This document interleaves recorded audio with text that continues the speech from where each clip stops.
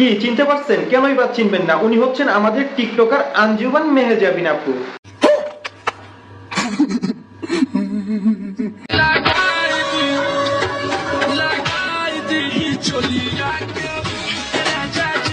মেহেজাবিন আপুর পরিবর্তন, এটাই তো ভাবতেছিল তাই তো? এটাই তো ভাবতেছিল তাই তো? 2 সপ্তাহ আগে সে এরকম ছিল।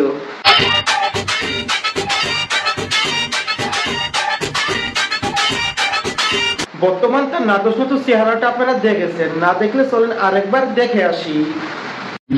আমাকে দেখায়ও না, কিন্তু আমাদের ক্যামেরা নিয়ে আলাদা মুখ থাকে। আমি হলো গানের কথা বলি, আর জ্বালাইও না, আর পুরাইও না, সইতে পারি। আমার মতো হয়তো আপনারাও ভাবতেছেন তার এত পরিবর্তন কিভাবে আসলো।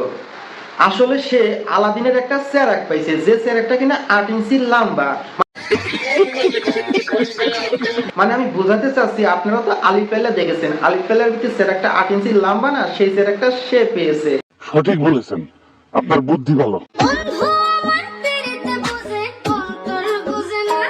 কথাটা তুমি ভুল কইলা বন্ধু, তোমারে ঠিকই বুঝে। তুমি যে ভিতরে আমেরিকা আর উপরে সৌদি আরব, সেটা বন্ধু ঠিকই বুঝে। মানে বুঝো নাই, উপরে ফিটপাট, ভিতরে সদরঘাট। সদরঘাটে যাইও না,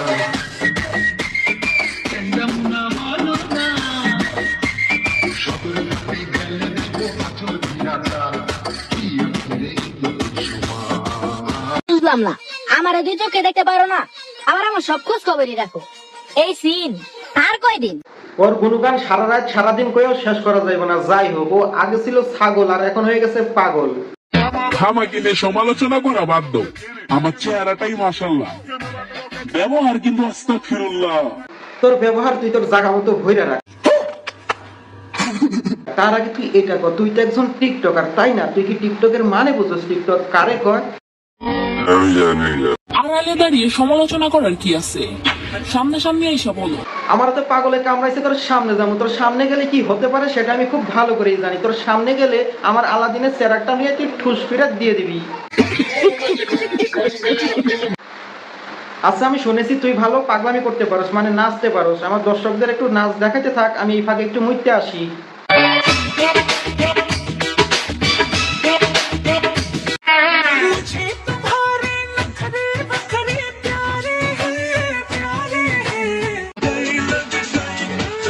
আমার কেমন জানি করে, মন কেমন জানি করে, দেখি লাগা কে মছর দুনিয়া ও চলি রহুয়েলা রাজা তক খুতিয়া বিছোয়া।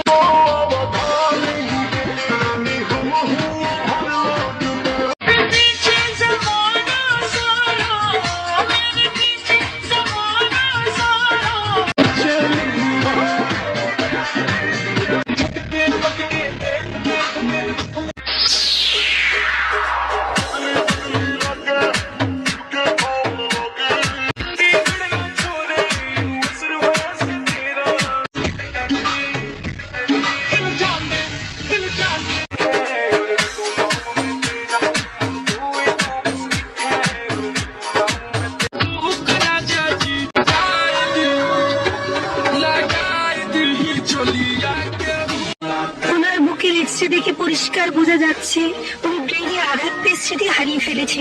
আর দেখা লাগবে না পাগলের পাগলামি, আমি আইসা করছি। বেশি দেখলে আবার ভিজে যাবেনি। কি ভিজবে কই ভিজবে সেটা না হয় নাই কইলাম। আজকের ভিডিওটা ভালো লাগলে লাইক করে চ্যানেলটাকে সাবস্ক্রাইব করে যাবেন।